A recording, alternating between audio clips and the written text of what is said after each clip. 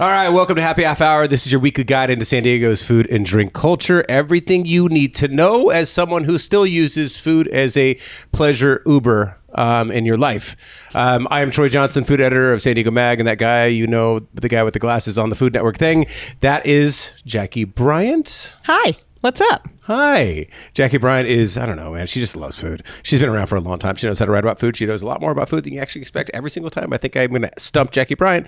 She says something, she's like, oh, well, the time I was in Catalan, you know, on the side, like getting my own bluefin. I'm like, what? Yeah, it's time I spent the summer there. I am beyond pumped for today's show. I am looking at my childhood on this conference table. I got this conference table in San Diego Mag just for today. We have had Michelin stars on this show. We have had James Beard Award winners. We've had iconic fishermen and food scientists.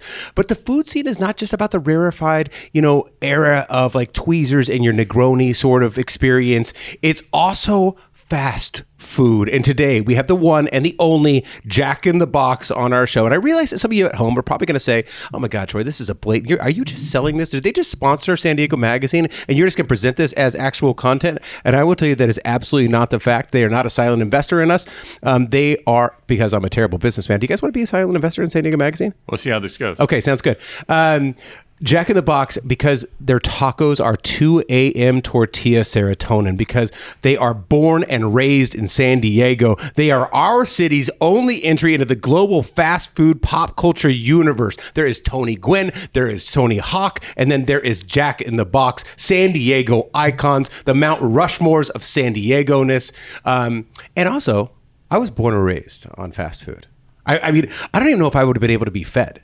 My parents, I owned a microwave and they owned a car, you know, and I literally, my dad, his main cooking skill was putting the car in first. I mean, that was it, you know. So we had Jack, and I'm not joking you. I'm not making this up for this podcast.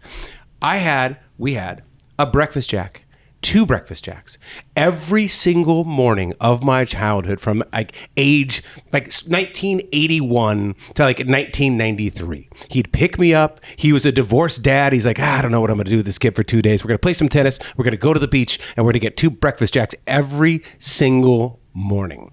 So this is a very like special childhood edition. I love the breakfast Jack. Actually, when you were just not in the room, I was waxing poetic on it. During COVID, when I was an underemployed freelancer, you know, and the whole world... You work here, you're still underemployed. Well, that's... Yeah, true.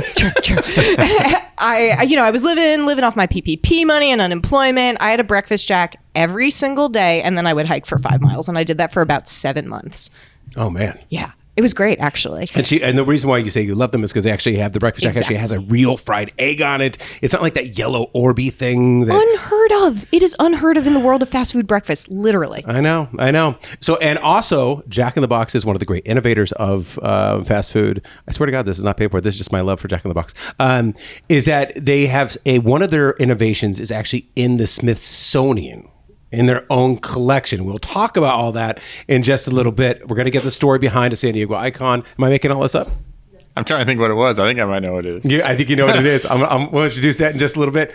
And I will introduce our guest. But before that, we're going to get into the news. Jackie, tell us what's going on. Ooh, we've got news. There's new owners for Lancers. Lancers has been holding it down in San Diego since 1963, right at the top of Park Boulevard and Adams and University Heights. If you know it, and you love it. Cheap drinks, no nonsense vibes. It's the perfect dive. And after decades of pouring strong drinks and keeping the regulars happy, Mark Bubba Rosenberg and his longtime crew are calling it a day. They're all out. And they sold to new owners Mike Sager and Jesse Combs, who swear they're not here to ruin a good thing. Just a few small tweaks to keep the place humming. Wait, Mike Sager, who wrote Boogie Nights? Different Mike Sager. Okay, got it. I know. I did a double take too. There is a San Diego writer who's a good friend of ours that actually wrote the story for Rolling Stone that got turned into Boogie Nights. Different guy. Okay. But they're just going to make a few small tweaks. The jukebox stays. The drinks are still going to be stiff. And the spirit, the vibe of Lancers, if you know it, not going to change. This is Lancers, if you know San Diego. I mean, it's one of those places. When Guy Fieri came into town, I took him to Lancers. It's like the Jack in the Box of bars. Well, in terms of its importance and stature. An icon. And late night status. Late night party crowd after you've had a good night and you want your good night to become gooder. You end up longer. At J and the B. Or Lancers. So Lancers, again, is just like one of those, like, it's got that really thin carpet, I think, that's, you know, has had a 40 billion Jack and Coke spilled on it. It's just, and it's beloved. You got your pool Billiards, tables there. You got pool. Yeah, so Great jukebox, legendary jukebox. Actually, it is a legendary jukebox. It's got a lot of locals and a lot of punk and that sort of stuff. So glad to see like the inmates took over it's not prison. I want to say the inmates took over the heaven. There's no windows. The bartender is no windows. The bartenders took over a place. That's good to know. All right, what's next? Kitchens for Good gets a big grant. They just landed a $10,000 grant from the Jacques Pepin Foundation, putting them on the map with 15 other standout culinary programs from across the country. Backing up a little, Kitchens for Good has been doing work in San Diego for nearly a decade. Program head chef Amanda Palomino was a podcast guest last fall, and the org trains people in cooking, baking, and hospitality to help them land real careers. On top of the cash, JPF is hooking them up with branded aprons and membership in a national network of chefs and culinary pros. And the funding helps fuel Kitchens for Good's Works program, which doesn't just train apprentices, it pays them, gives them benefits, helps get them hired around town. It's a really good organization. You guys really should listen to the podcast that we did with Kitchens for Good. Oh, that one was so good. I've been involved with the organization for a little while. I mean, they take people that, either have been incarcerated, have gone through the incarcerated system, have gone through rehabilitation, who just have gone through something in their life, and they're looking for a second chance. They're looking for a skill set to get them back into the workplace, and they have this beautiful kitchen full of like local chefs. They bring them in, they teach them skills, and they get them jobs in the community. It is awesome. The fact that they're 1 out of 15 in the entire country that got the Jacques Pepin, that's, awesome. Big deal. Big deal. Go ahead. Taste of La Mesa is launching this April. We've got a new little food fest. And honestly, good timing because La Mesa's food scene is cooking, especially like Italian food. You have the new Aromi and Mamma Mia. There's just so much new stuff going there. I've been actually dining exclusively in La Mesa lately, which is not something I've said probably before this month. But the city's first annual Taste of La Mesa Village is going to be on April 24th on La Mesa Boulevard. And if you go, you get a passport voucher and you can try from spots like Torta Tapas, Casa Gabriela, Surfrider Pizza, Pink Rose Cafe, and others. There's going to be sip stops along the way with local craft beer, wine, and spirits from San Pasqual Winery, Screwball, Helix Brewery, and others. And there's going to be live music, local art. Tickets are going to be $35 or they start there. And they'll be available online March 1st at tasteoflamesavillage.com. All right. What's next? There's a brand new communal coffee location. The pandemic gave us the surprise baby trend, if you remember this, where people kept their pregnancies under wraps until the last possible moment, and communal coffee kind of just pulled the same move. Without a peep, they've been prepping a new location in Bankers Hill set to open soon in the nearly finished Kaya building. This announcement came out of nowhere, proving that not all big reveals need a months-long social media tease. And congrats to the happy parents. It looks like Bankers Hill is going to be getting a brand new caffeine baby.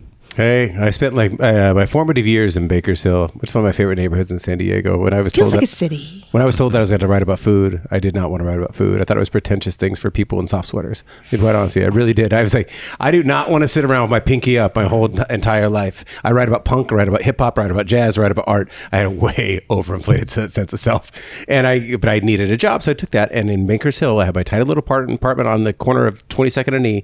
I read every single cookbook and every single encyclopedia of food and made thousands. I mean, we're talking Beautiful Mind, like movie, but not the nice part of Beautiful Mind, the mind where he really loses his mind. He has 20,000 flashcards of food terms and history and everything else in that little apartment. And that was how everything, whether you like what I do or not. So this is either good news or bad news. This is how I got into food, and I stayed here in San Diego for a very long time.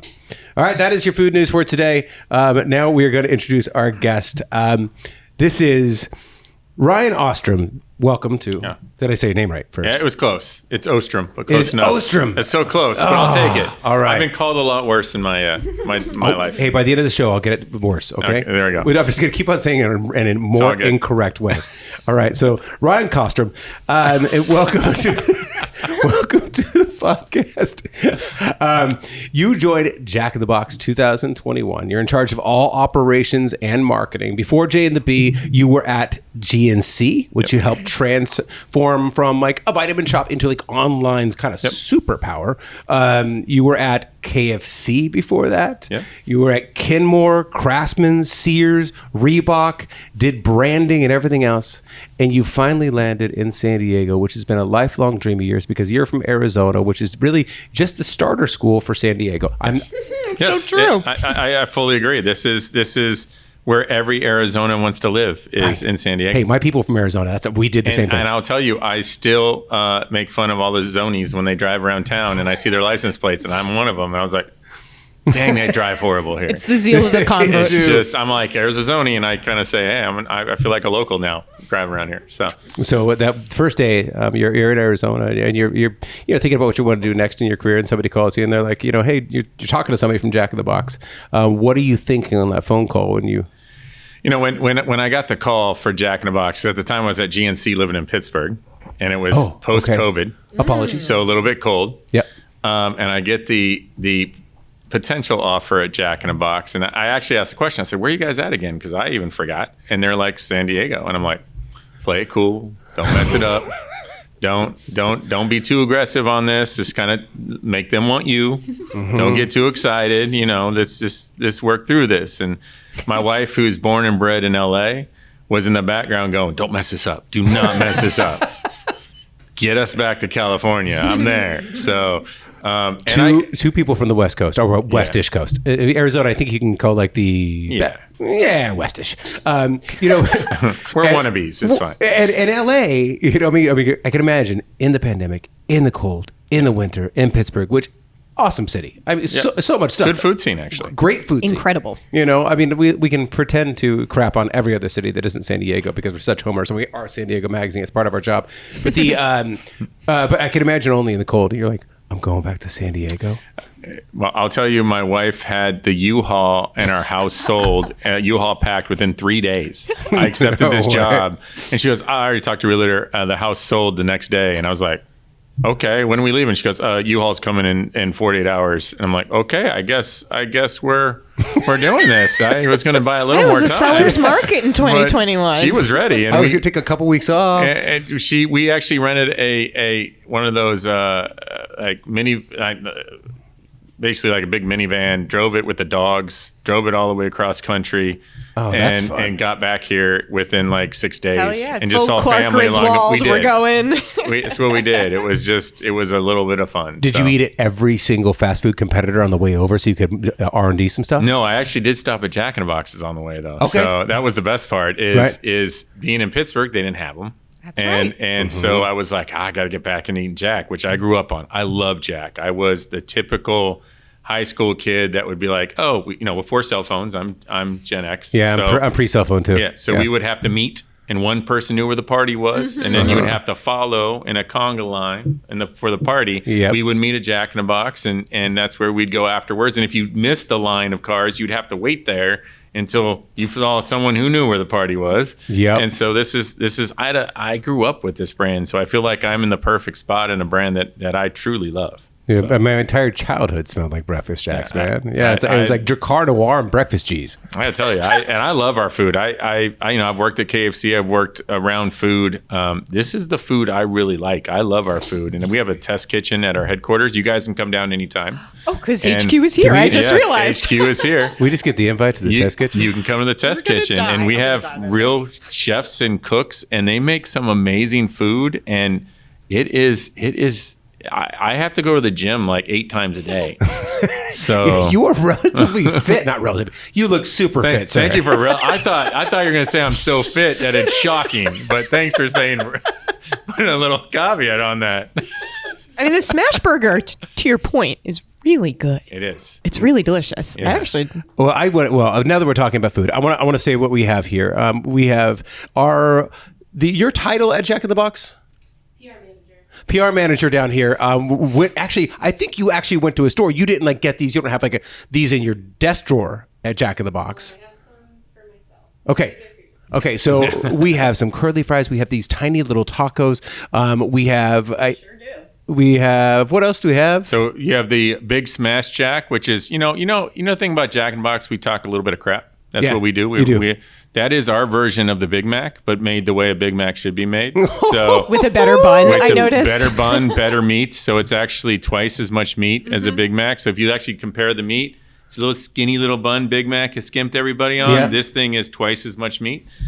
So we basically said their iconic burger, we're going to do better. And then this is actually Chick-fil-A's waffle fries, which they changed recently and made it really not as good as it used to. we took their waffle fries and said, let's make them late night with sauce and loaded. So as we do, Oh we my took God, some I of the love you competition guys. iconic little food, and we said, let's make it our way and make it better. That's Dude, what we that do. is one of my favorite people in San Diego owns like Consortium Holdings. They own Lafayette Hotel, born and raised neighborhood. They have a lot of great restaurants. He openly says, "Oh yeah, no, Brian. I absolutely am stealing ideas from L.A., from New York, and I'm just going to try and do it my own way." CH Projects does amazing work. We actually talked to them a little bit because I wanted them to do a speakeasy at a Jack in the Box.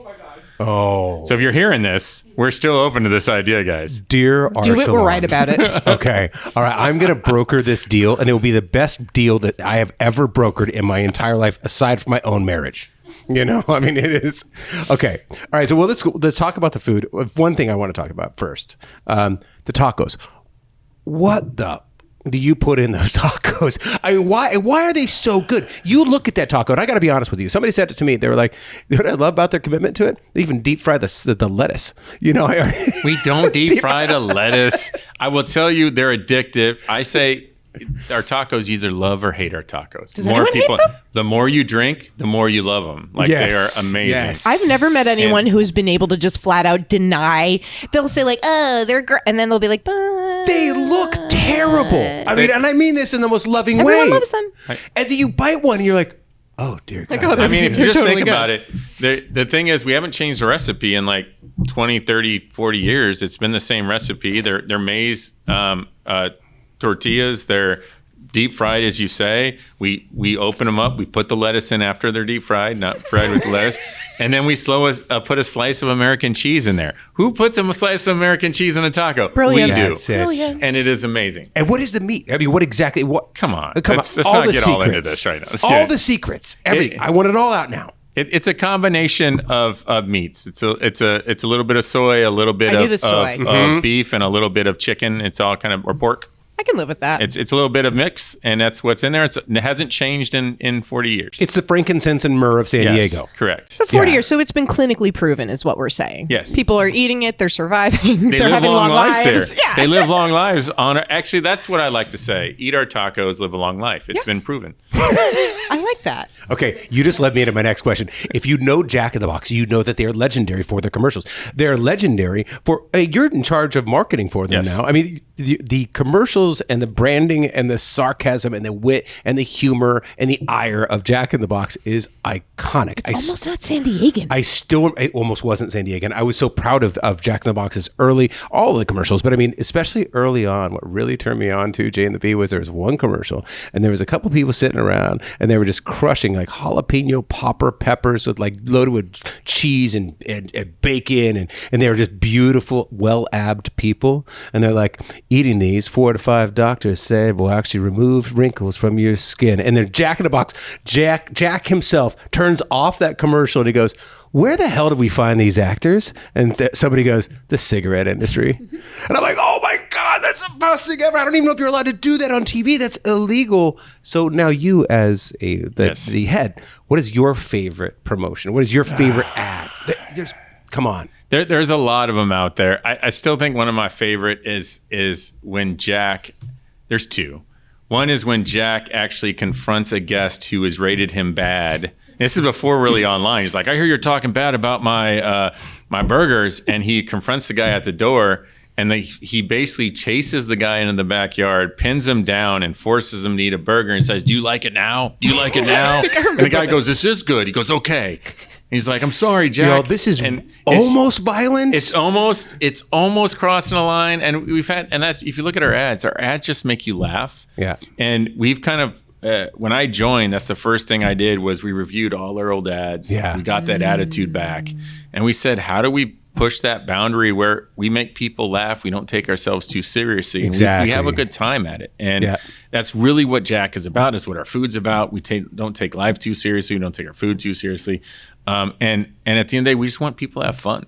You know what I love is when we were talking about this beforehand. You have to taste almost everything. Yes. It comes off the line before it even goes into R&D. And he said, he's all, look, I'm not even a food person. I like to drink a little bit, and then I like to eat food. He's like, you have some people in my office like, are you getting those top notes of cumin? And you're like, dude, I'm not getting that. I just like it. All right, man. Well, what I try to do is like, is it something that, we all have our food that like Pringles or certain things you're like, I eat one, I want to keep eating it. That's what you want. You want something that you're like, I took one bite. Okay, our curly fries. You can't stop at one. Our curly fries are amazing. True. You can't. You're just going to keep eating them. Our tiny tacos you have there are amazing. Everything you want to just keep eating. Those and you curly fries just are you just really want to bad. get that flavor for it. It's not too much of anything. It's just kind of, you're like, I'm craving this. And we try to make all our food so craveable because that's what people want. They know. want good food. Do the big tacos or small tacos sell more? We sell more of the big tacos. Okay. Now in quantities, there are like 13 tiny tacos in an Yeah. order versus 2 tacos in our other order. So, but we sell, I want to say it's like something like 650 million tacos last year combined Oh of my all our God. tacos. We sell more tacos than anything else. So we are actually You're a taco shop. We're a burger place famous for its tacos, and that's our tagline. The original taco shop. So It really is true. that's what we are. And it's shocking to me when you think about how many tacos we sell. I know. Well, I mean, there's so many innovations at Jack in the Box, and we're going to run through a couple of them. But first, give me a little bit of the history. You got to know the history now because, I mean, that's hopefully your job. And if you fail at this, you are, wow, you're fired. Hey, we're not all perfect. I could be like, give me the history of your magazine. No, That's fair. That's fair. Well, give us a little bit for people that don't even know, because you said you're turning 75 next year, and you run into people all the time who are like, I had no idea Jack in the Box is from San Diego. I mean, Born and raised. Robert O. Peterson? Yep. Robert O. Peterson. Who was he? How did this baby manger Jesus? Here we go. Yeah. I don't know if I can answer all these questions. I don't know that guy. It was a couple years ago. That was 74 years ago. I've never really met that guy. Give me his number. So, but like, how did it get started? Well, I'm going to mess this up. I'm going to ask you, what was the original name of Jack in the Box? Topsy. The original name of Jack in the Box was Topsy? So he had a different chain of restaurants called Topsy. He wanted to change it, wanted to make it bigger, so he had an idea to change to Jack in the Box. And the way it really started was he invented the two-way speaker box, really. And the biggest innovation. This is the thing that is in the Smithsonian. They made a movie about it. Correct. So we are the ones that created the ability to order your food through a drive-through and talk to a person and actually take an order. Let's wait. Hold on. Let's back up here a little bit to actually talk to a person. You remember the first one of those that came out? It was like you were listening to somebody try to communicate with you from the 1930s in an AM radio, and you're driving to Montana, and they're like, It's iconic. Hey, I didn't say it was perfect. I said we were first. And if you actually looked at it, though, the creepiest thing, and this is the creepiest thing, the Jack they used would be like the clown, but on techno colors, because it was like 19 different colors, and he's creepy. We have the original in our headquarters. It is a creepy clown, and it greets me every morning. And so we have those things, and those are what were on the drive-through box that you would order and talk through, hence Jack in a Box, because you were talking to Jack in a Box for the order. Oh, no way. And so that's where it kind of came from, was Jack in the Box. And then, people realized the clown was a little creepy. He went away. They kind of modernized it a little bit. Wait, hold on. He did not just go away. He blew up. He metastasized. You guys blew up your mascot. Yes. I mean, that wasn't me. Once again, before my time, I was eating at Jack in the Box. I still remember this. There's a few things of San Diego that was really iconic. One was the San Diego chicken, which I will never call the chicken or whatever it is called now. It is always a San Diego chicken. I'm sorry. I will not let that man soar. But, he was born at Padres Stadium. They had an ambulance or a truck bring him in, and it was a giant. From an egg. He hatched from an egg. Oh, and then Jack blowing up the clown head. What was the thought behind? Well, they blew up their Jack, but then it all led to when he came back, and he ended up blowing up the boardroom. That's right. So there was a time where there was no Jack, and they tried to focus on family, and they started doing different things, and business was a little tough. So then they brought Jack back.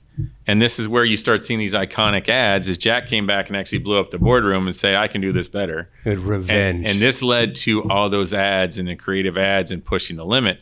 I will tell you, it also led to some bad ads because I think there's some ads in our history that may have crossed the line, especially when you think about certain eras and people's feelings that I've heard the stories like, never do an ad like that. I'm like, okay, let's back off. So you keep them in a special room in the Correct. headquarters. You're like, okay, here's the room. Here's the bad room. We might have Well, I'll tell you, this is what's fun about my job is I always go, give me an ad that I'll say no to. And then give me an ad right up to that point where I'm like, okay. And so we have to do that. We have to look at that balance because you got to break through. There's so many ads. Think of all the social channels, everything everybody does. You have to break through, but we want to be authentically us at the same time. And so we try to get that balance. We try not to cross the line. We don't want to offend people. But you go there internally. We go there. That's a cool creative process. And like I said, we also do a lot of, we were talking about this before the show, if you know type activities. And so as we, 420, we have Pineapple Express shakes. We do a lot of things that won't offend everybody, but also are attractive to core niches and groups that really enjoy Jack in the Box. And we have that fine balance of making sure we bring that to life and everything. It was a first. I mean, Are you saying that people who might be into 420 are predisposed to liking Jack in the Box? I would like to say that anyone who loves life enjoys Jack in the Box. Yeah. If you don't eat a Jack in the Box, I question some things. I mean, it's cool that you have so many niche subcultures cycling through your own umbrella culture. Yep. I don't think every fast food brand has that. It's pretty cool. Is Jack in the Box better before 10 p.m. or after? I will tell you, I actually think one of the things we best do is breakfast. I love our breakfast. Obviously, I agree. Our croissants, you guys mentioned the breakfast, Jack. Our croissant egg sandwiches are the best breakfast sandwiches in the game. I haven't had that one. I love our croissant sandwiches. Again, this is why I invited these guys on. These trailblazers, these angels, these fast food angels that invented happiness. They were the first. You guys were the first to have first fast food to have a breakfast sandwich. Correct. Right. Correct. We created the breakfast sandwich for fast food. We created the first portable salad. Really? That's a big deal. At one point, and this is what I have to deal with, I have franchisees who remember this and like, we used to sell 10% of our business with salads. And I'm like, that's when there was no salad places. Right. Now you have like Sweet Green and you have like 900 other salad places. At the time we were the first one you could get it on the go. And this was like in the 80s. And so you're like, you got a salad on the go? This is amazing. But times change and specialty restaurants open up and change. And so we have to, we are always in the forefront of trying to innovate and change and be ahead of it. But we want to bring great tasting food because we're not Michelin star, but we want to bring great tasting food to the masses. And to do that, you have to we pay attention to what Michelin stars are doing. We pay attention to what chefs are doing in town. We look at flavors. We look at what there's trending. Hey, you got a smash burger. And we were the first to bring that to fast food. No one else had that at the time at the size of restaurants we do it.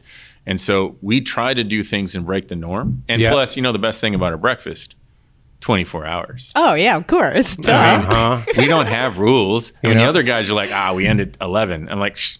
Ridiculous. Sometimes you're not up till noon. You want breakfast. Right. Or sometimes We're open. you want breakfast for lunch, like I did last week when I got a breakfast Jack at 1 p.m. And you know what? You can actually get a burger and tacos for breakfast. Sometimes you want to get up in the morning and be like, you know what? I want a taco. Sometimes your night didn't end. We have no rules. I know specifically when that time is. Yes. Yeah. Me too. I've been When there. I am so hungover. When I went to a company mixer last night and I had a Capri Sun that was made of booze. Oh, fun. Oh, yes. Thank you, Coin Op in downtown San Diego. A little bit of sugar in that, though. So when you feel in your teeth, you know what I mean? Like your teeth, and they start to vibrate a little bit. You're like, why do I feel so weird? So I feel like we should just have a San Diego Jack truck that just pulls in front of these bars exactly at like 2 a.m. really and be like, good hey, guys, anyone hungry? Taco trucks can do it. Why can't, the biggest taco seller do it? I know. So what was the other trailblazing thing that you guys did? Car antennas. So in the 80s. Well, we didn't invent the car antenna. I know you did not, but in San Diego, it feels like you actually invented the antenna as well. Exactly.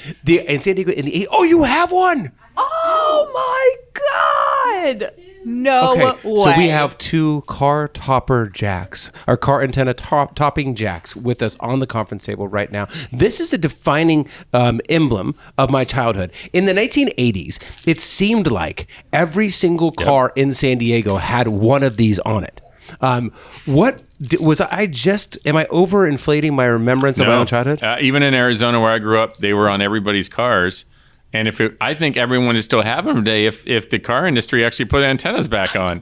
Like, that's the hardest thing that hurt our marketing, was every car would actually advertise Jack growing up. Yeah. And now, we're trying creative true. ways. We're like, well, no one has antennas I don't anymore. have an antenna. Yeah. So my mom still has one of those older, bigger ones. Like, it's not a normal one. So I have to etch it out and stick it on there because she couldn't find her car. She's 82. She loves Jack in the Box.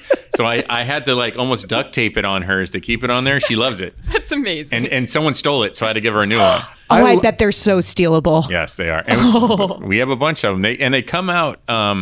I think we're going to be having some fun in our 75th by having a lot of these antenna toppers come out. I see. Well, first you're going to have to reinvent the antenna. But We'll figure out. They'll have you can hang them from your rearview mirror. Like, you can. This was the fuzzy dice of San Diego. Yes, it was. It was. This absolutely was. That's a great comparison. Right? It was our own little hometown hero. You're like, Jack. I know him. That probably was a pretty sad day for you that when they got rid of antennas, huh? Yeah, I wasn't here once again, but it is. You're like, Troy, I'm not. It is one of the 900 things years old. I don't own Jack in It's the one of the Box. things I have to deal with as the CMO. Is like, remember when we used to be on all the cars? And I go, how do we do that again? I'm like, Well, Well, you also have to live through being the living embodiment Yes. of actual Jack. Like, Yes. people are like, you are Jack in the Box. You're Jack, right? I try. You talk to Casey, I'm pretty much Jack. Oh, do you Yes. wear the head? I wear the head sometimes. Can you tell us about the head? I heard that Yes. it's pretty high tech. Yes. So the heads are expensive. We have a few. I asked him to begin this podcast. I said, "Look, I want to get a head. I want to get one of those heads." And he goes, "Do you have $30,000?" To be fair, that's where I heard it from. What? Yeah. So what makes these heads creative or unique is Jack, the actor, actually sees through his nose. So there's a pinhole in the nose. So it has almost like Navy SEAL technology in it that makes the actor see through the nose in one vision, out of his two eyes through one little hole, and that's how he gets around. It's like night vision tech. Yeah, it's like crazy, and it's he does it really well. He does a really good job at it. He can move. He can do everything. I'm shocked, but it's an expensive head.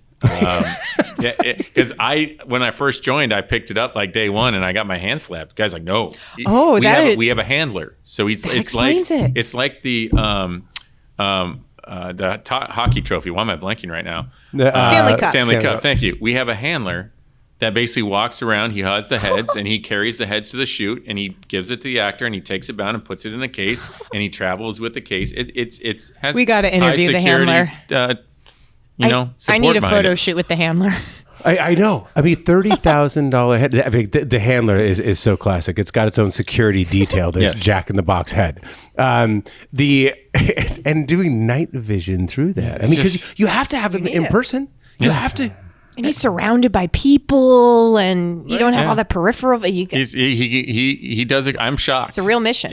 He's good at it. So Well, we didn't know that because we And- tried to see if maybe we could get a hold of a head for something fun that we were going to do at the magazine, and they were like, "Yeah, Yeah. right." That was just my cover story. I just wanted it. Well- I'm like, yeah, it's for San Diego magazine. They were like, "Yeah, Oh my no, God, I just want to wear it around OB. not gonna happen." I gotta meet the actor. I need to know everything.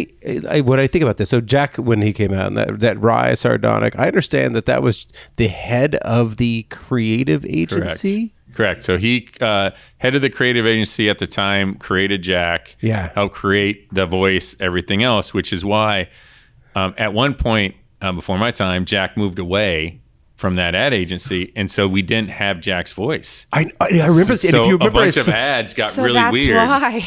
really weird. Like this is when I went back into history, and I'm like, why are these this year and a half of ads are really bad? And they're like, we didn't have Jack's voice. We were trying to find somebody real fast, so they were trying to scramble to get voices, and it's just one of those things where you're just trying to replicate what was Yep. created, and I'm a little less of a I guess before me, that there was such rules about even the motions of Jack and how he moves Right, and everything. And yeah. I was like, no one's going to know that, like, between one ad, he does this with his hands. And so I've kind of softened some of this Okay. up a little bit. Do people notice? No. Okay, good. But, No. but you know how sometimes us marketers think that everybody in the world notices every detail.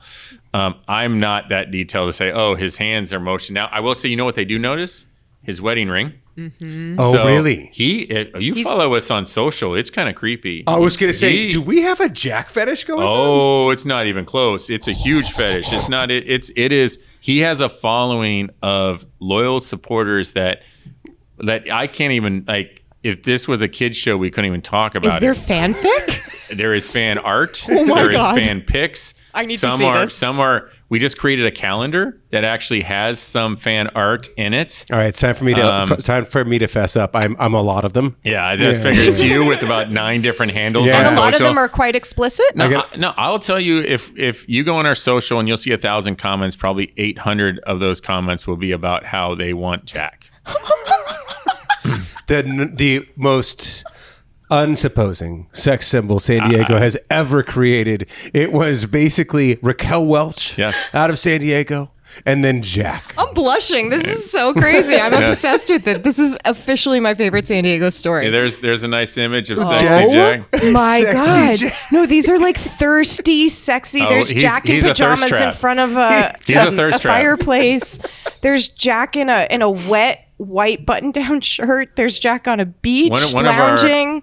One of our best fit. commercials we did on social was we introduced Jack Jr., brought him back on social, and he was trying to change a tire, and so Jack comes over and just rips off his sleeves, and he's just ripped, and like literally the whole internet was like, oh, who is this guy? Whoa.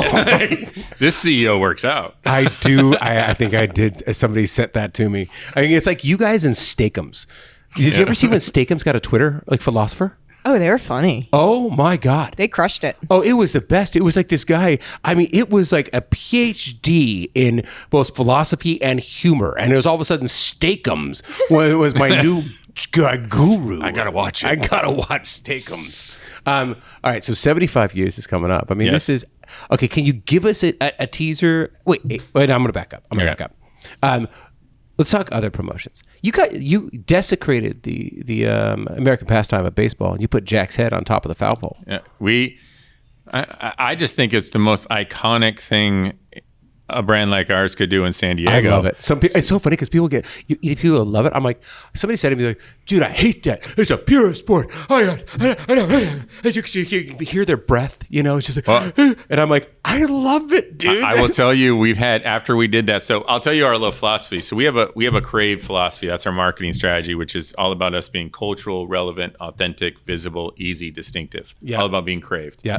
And so when we think about our partnership with sports, we do the 2 tacos with the Lakers. That's been about 25 years running. So if Lakers win, they chant, "We want tacos." It's built into the game. So if you actually play like EA Sports and you're the Lakers, they will chant, "We want tacos" when you're playing the video game. So our whole philosophy is we want to be so authentic, incorporated in the games that we're in the video game. Yeah. And so with the Padres, we just said, how do we do this? And antenna topper, you talked about it. That's an antenna topper. It's an antenna topper. And so what we did is the antenna topper was history here. It's what we are known for. So let's put our antenna ball, a giant one, on the foul pole. I never put those two things together. You brought it up earlier. But did I say it was the antenna topper on the foul pole? Well, no, but now you know. Now I know.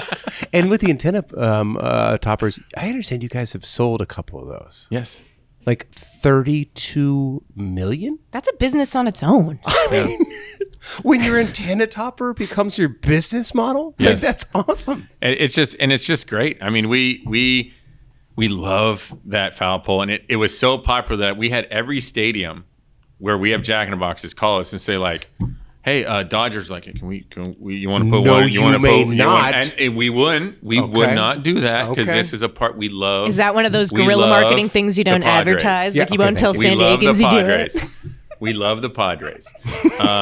It does keep the Padres love on how their you- toes, though. We're like, hey, if you ever want to, not do that, we got other takers. We got other fans over here. Keeps the deal honest, But we love the Padres. The Padres are amazing. I love that you said that to me 4 times. This is some deranged man who's like, do You talk bad about my Padres. He's like, oh God, I'm going to get eaten. I'm going to get I just know how I am a Padres fan. I know how when you mention the D word over there, people get a little loopy. I said my wife grew up in LA. She grew up a Dodgers fan. And so with our relationship with the Padres, the first thing they said is, your wife cannot wear blue. And she's like, okay. And so she kind of hit it. Now she's diehard Padres. And Really? she's diehard Padres now. See? And so we converted her. And That's it's how the we get greatest them one thing. at a time. That's Yep. legit. Yeah, just let them put a giant jackhead Yep. on top of a foul pole, Yep. and we will convert one Dodger fan I mean, at she's a been time. inaugurated. Her Yes. husband works at Jack in the Box. They have a partnership with the Pod. It's just It's like, just- you she's got in. to get in. She's in. And the Padres people are amazing. They're a nice organization. We love working with them. And so two questions. Now, a serious business question. Yeah. How do you were talking about how you evolve and you R&D and you adjust, and I mean, like launching salads, the first to go salad. I mean, and honestly, I think I still kind of want that. I still kind of want to drive through quinoa bowl place. Like, I mean, I do so want think that. I'm about not gonna lie. I like the fast food model sometimes, and I love this food, but I can't eat this food every single day. You know, You can. you can. Susie, you be careful. You, I've he's He's like, living proof. I have. and he's still alive. I'm still here. Remember, you live forever eating Jack in a Box. But how do you? The tobacco organization said so. But how do you keep it going? I mean, what are you guys doing to the next level? I mean, AI, is it? No, I think the interesting thing is a bunch of things we do on the food scene. My team does is they're foodies, and so we do trend tours. We go to Chicago, we go to Miami, we go to the Michelin star restaurants. We see trends. We try to see what's trending, what's picking up, and how do we. Our challenge is how do you take the niche products and give them to the masses? Can you imagine you get a blue cheese foam on your jumbo jack? Actually, I can't imagine it. I'm imagining it right now. we try. I've tried a lot of things. I'm like, oh, we just can't operate that in the store. Like, there's some things I'm like, just tastes amazing. I'm like, what's the process? Well, the employee has to jump up and down 9 times, and you're like, I use agar in a centrifuge. yeah. I was like, we can't do that. That's a little crazy. Right. But then also, it is about the evolution of technology. Even in the last 5 years, fast food, the drive-through was the fastest. In this day and age, delivery and digital is the fastest. And so Right. people, you would think, oh, what's faster than the drive-through? Oh, it's obviously waiting 45 minutes for your food to get to your house is somehow faster because you can do other things. And so delivering Jack in the Box, our food delivery is great. It also delivers late night. So that's great. You get it home. Yep. Get it late night. And I think technology in general. So you think about AI drive-through and AI ordering and technology in the restaurants. That is going to be the future of basically all restaurants. Kind of like in what fast Starbucks food. just did, right? Correct. Yeah. They and for anyone not listening, Starbucks, they had a problem. Their digital orders were overtaking their drive-through. It was messing up the vibe in the store and people coming into the store. So they basically like digitally separated it out. It's like it's essentially 2 different lines now. So Yep. yeah. Yep. And it's what you're seeing is this business was built one way and this business is evolving. All of QSR fast food, that's fast food, is changing to say, how do we make that digital guest experience as easy and simple as the drive-through experience? Yeah, like the drive-through was everything. Yep. Yeah. And so now it's all about, investment in technology solutions and just doing things a little different. That's the future of this business, making everything easy. Right. I mean, it's the same thing with media. I mean, San Diego Magazine was simply a magazine. And then we're like, oh, well, apparently there's this thing called a website. All right, let's launch one of those, And then it was I'm like, so glad you Videos, finally huh? did that last year. Good job. so they're like oh man, kinda. now we got to teach a bunch of journalists who are like to write alone in the dark and cry. Now we got to teach them they got to go on camera too. Yeah, I love starting my camera career at 39 years old. It's what every woman dreams of. It's so true. Maybe you got to evolve and continually adapt, right? Or I mean, or you're gone. You know what I want to see is I want to see celebrity voice takeovers at all the drive-thrus. Like have like a day. A Troy Johnson drive-through? Oh, I said celebrities. Well, you missed. We had Snoop. And Snoop Yes. in the drive-through. Yes. And we had I actually did not We miss actually that. digitized, we actually Snoopified the entire menu. So like we had fry zizzles, and we had like everything was just like Snoopified. I got I that press love And then when release. you went through the drive-through, Snoop was the one who spoke to you through the drive-through. And No. it's like, what would you want? And I can't do Snoop either. So I know.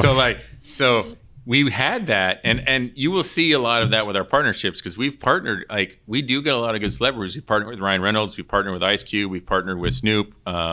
We brought him back to the wild side, is what we did. There we go. Yeah, Okay, good. He was on the family side, and we're Yeah, like, you're let's bringing him fun go a again. little more West Coast again. Yeah. Let's do this. The nicest guy. Totally Ice believe it. Cube, I'm a huge fan. Amazing guy. Huge fan. He's actually one of my favorite rappers from too. that time. Like that voice. I mean, he went through puberty 19 times. Like it just feels. He was the nicest guy because like we do a lot of shoots, we have a lot of celebrities, and everyone's been great.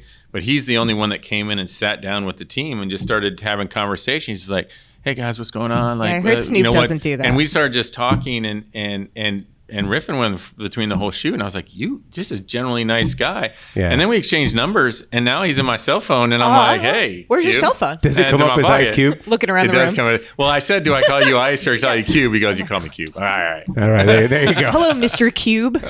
That is awesome. All right, so 75 years Yes. next year. That is big, and you are again a San Diego icon. Yep. What do we have? You got to give us a little bit of a teaser. Without, I mean, look, I know you got to have your surprises. I know that you're gonna, put an antenna topper on top of the Manchester Grand Hyatt. Mr. A's is gonna have one of those. We're going to rebrand the San Diego Magazine building and Yeah, pictures yeah. of Jack. Exactly. But what do you got planned? Come on. I think what you'll see, because this is a competitive industry. If I give too much away, Fair. we have to keep people out of our doors from We want stealing our our hometown secrets. heroes to. But what you'll see is a lot of our iconic items from our past come back to life. You might see some of our iconic commercials come back to life and modernized.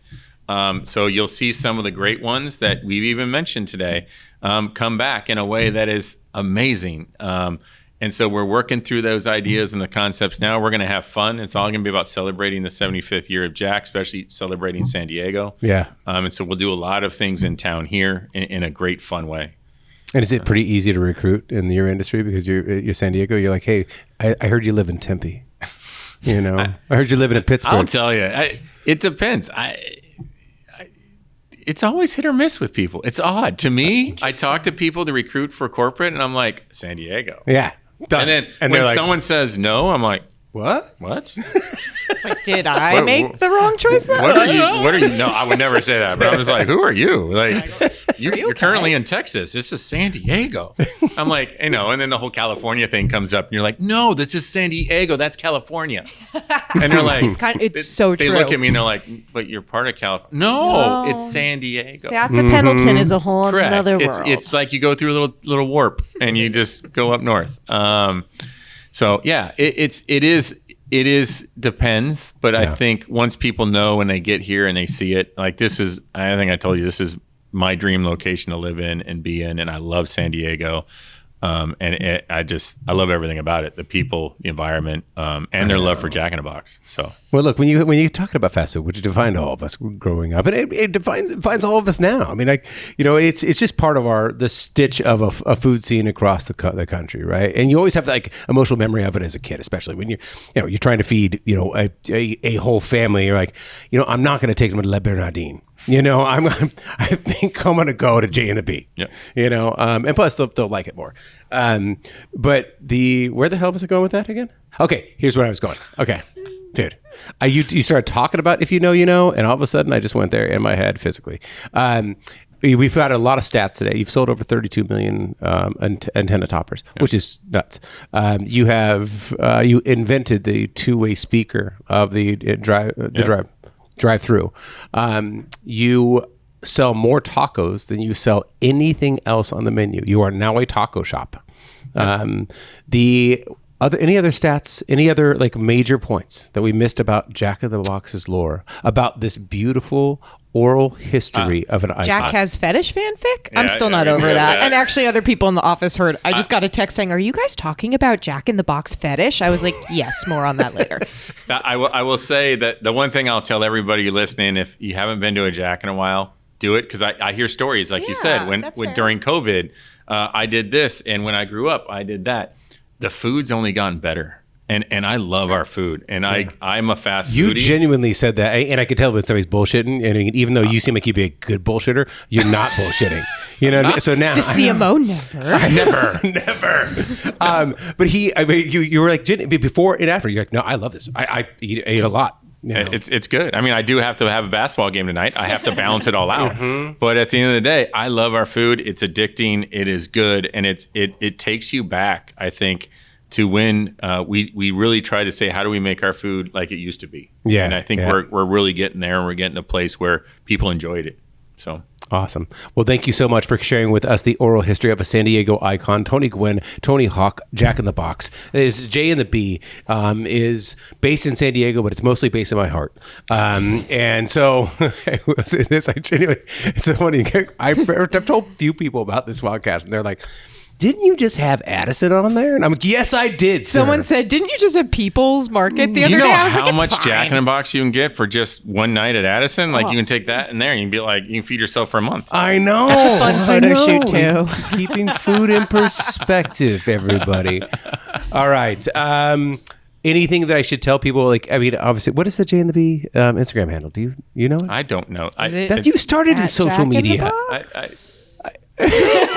If I had to If guess. you can't just look it up, I mean, at the end of the day, you just Yeah, like hopefully it's there and findable, right? Let me give you our pager number. Yeah, can we have an office number? Do you have a fax? Can anyone give me our fax number? 619. You send us some right. faxes. Jack in the Box. Yes, Okay, there you go. Jack in the Wow, Box. I'm glad It's you so guys funny. got that handle. I know. All right, so go follow at Jack in the Box, especially over the next year, because one of the funniest brands that we've ever seen in San Diego, and I've studied branding since I was like 20 years old. I'm just fascinated by it. I think it's some of our best creative minds are in it, and I will dare to say, Demolition Man and Sylvester Stallone may have claimed that Taco Bell would win the fast food wars in the future, but I will enter our San Diego pride in that war. We will become victorious. I'm just way overdoing it now. So anyways, that was great. Okay, $2 people, $50. Let's move on to that and Yes. get the hell out of here. It's almost an hour. All right. This is a spot that you love to go in San Diego that is not J and the B, unfortunately. Where do you go? You live in Del Mar. Are we getting close? Is it going to be in Del Mar? It's going to be in Del Mar. Okay, tell me where you go. Buenos Aires. So Buenos Aires, which is a New York style pizza place, amazing slices. But what makes it unique is it has a little outdoor bar. It has about 12 seats on it. Very European. So you can go there and sit and get some beers, watch the sunset. It's right near the reserve. Yep. And it's just amazing little local spot. I almost didn't want to say it. Yeah, you because shouldn't. it's just locals should be there. And Hey, can we get the clip of that and just run it on social? On loop for a over while? and over again. Yeah. And don't go when I go. So you should go on Tuesdays, people. That's the best day to go. That's good. No, but it's a great little pizza place. Bartenders are great. Good beers, good pizza. I think you can get out of there for like $25 for two people. Okay, all right. Now that's my favorite. You got a view and $25 in your pocket. You got that one. Jade, what do you do? This is a little boring, but I was at the University Club recently for lunch, which I have to admit, like, when's the last time I've been at the University Club? I used to be a weed writer. You know what I mean? So that was an experience. The University for Club me. is a private club membership up on the Yeah. top of University Symphony Towers. Symphony Towers. Yeah, I'm not and even pulling up they have a new chef. It's actually it's a really nice place. nice. Yeah. New chef, Frankie Becerra, the new executive chef, and they've just got a killer menu right now, and they've got an incredible Taco Tuesday deal. Can't remember how much it cost, but it was cheap. It was like $20, and you get 3 different tacos with rice and beans and a whole bunch of sides, and you get to choose from all these different meats, and it's amazing. Best Taco Tuesday deal in town if you're like doing a business lunch, because we're also going to get just really good I heard street it's tacos. the second best tacos in all of San Diego. I know. I know. With Jack in The the Box second being best. one. For sure, Yeah, absolutely. that's what I've best. heard. That's what rumors just I've heard. But they're surprised. nipping at your coattails. They're right there. They're getting there. Yeah. I mean, $20. Ugh. I didn't go in there expecting a Taco Tuesday, and I was very pleasantly surprised. And everyone in the room also looked like they were getting it. So there you go. Las Taco Cuatro Tuesday. milk bus in a box. Right. Yeah. For me, I want to give a shout out to Lion Share. They are turning 15 this year. Lion Share opened up in this tiny little place on the western side of downtown. And when they opened that place, I mean, I think that place was mostly populated by pigeons. At the time, like it was one of those places where you're like, this is never gonna work. No one walks by here. Like this is like they're like, yeah, but there's a tiny little retail place that we probably get a good deal on. And those guys really were one of the first places that ever did real craft cocktails in San Diego. Amazing craft cocktail menu. And then they got two ducks. Not two ducks, but they basically invested in their food program. And the Romero brothers have been kind of behind the scenes of the kitchen there, and they've been doing amazing food, turning 15. And also their sister concept, what we just went to last night, and that's where I had the Capri Sun with the booze in it. And I might be hurting a little bit today, but they were really, really nice. The bartenders were just really, really sweet. The Coin Op in downtown Gaslamp, I think there's like 5 across California now. Coin Up always gets some of the best bartenders around town. The one know. in North Park too. Like you always see some really heavy hitters from the scene working there.